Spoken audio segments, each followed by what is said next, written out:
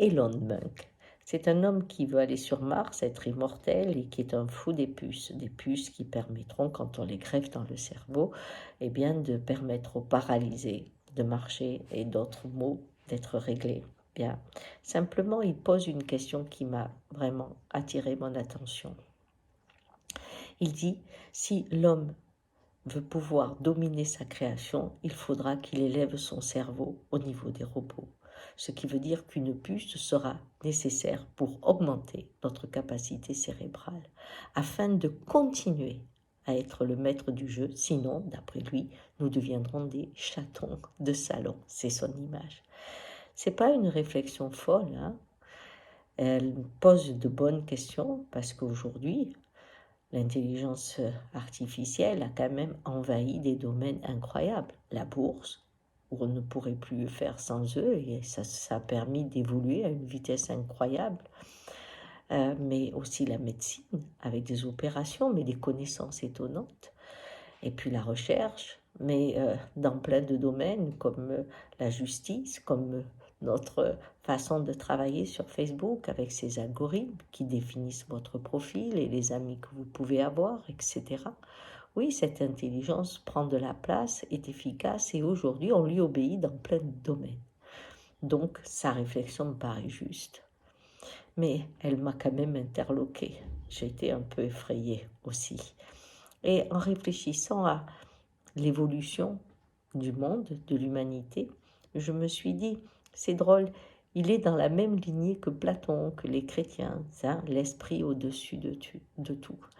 Et on va encore faire évoluer l'esprit, mais le reste qui a aussi une fonction, toutes ces perceptions que nous méprisons aujourd'hui, ces vibrations que nous ignorions, cette connaissance que nous acquérons autrement que par l'esprit, eh bien, on en a besoin. Pourquoi?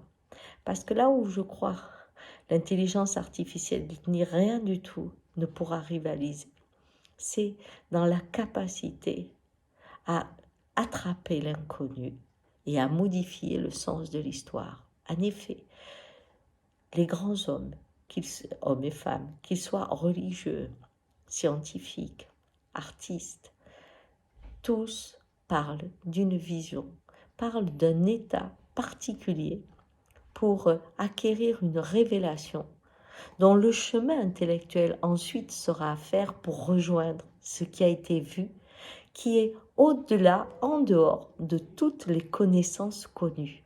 Et c'est ça qui est intéressant. Ce n'est pas avec ce qu'ils ont dans le cerveau que la chose s'est construite. C'est comme si, hop, ça s'était échappé et qu'un monde, une révélation, hein, s'est imposée. Et je crois que aujourd'hui, cette faculté qu'ont à un très grand niveau, hein, tous les grands spirituels, Jésus, Bouddha, Gandhi, Mahomet, enfin bref, tous, mais aussi tous les chercheurs, qu'on prenne Einstein, Newton, qu'on prenne Galilée, rencontrons le moment où il y a une révélation, elle est avec une vibration presque de transe qui se fait. Et pour les artistes aussi, le changement de l'architecture, on trouverait ça. Mais vous, dans votre vie, vous l'avez aussi des fois. En tout cas, un grand nombre l'ont connu. C'est quand on rencontre une personne et que on ne sait pas pourquoi, on ne lui a pas parlé, rien, mais on sait qu'on va faire quelque chose avec. Ça passe par aucun repère du cerveau. Vous voyez, c'est ça qui est étonnant. Et ce qui est de drôle aussi, c'est les gestes qui des fois étonnent. Je prends l'exemple de ce film où deux prisonniers qui sont dans un train et qui vont être jetés dans le feu de la machine. Il y en a un qui a une capsule de cyanure qui est plus âgé et il y a un jeune, un ado. Eh bien, au dernier moment, celui qui est âgé donne sa capsule. Et donc, il sait qu'il va souffrir plus. Mais je suis sûre que 2 minutes avant, il ne savait pas. Parce que l'information de son cerveau va tout faire pour le protéger au maximum même de la souffrance. Alors que son acte dérape du chemin de l'esprit pour aller à celui du cœur.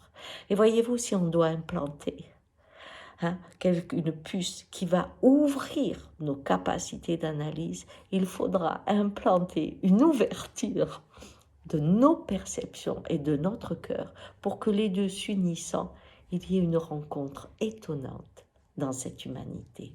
Ciao!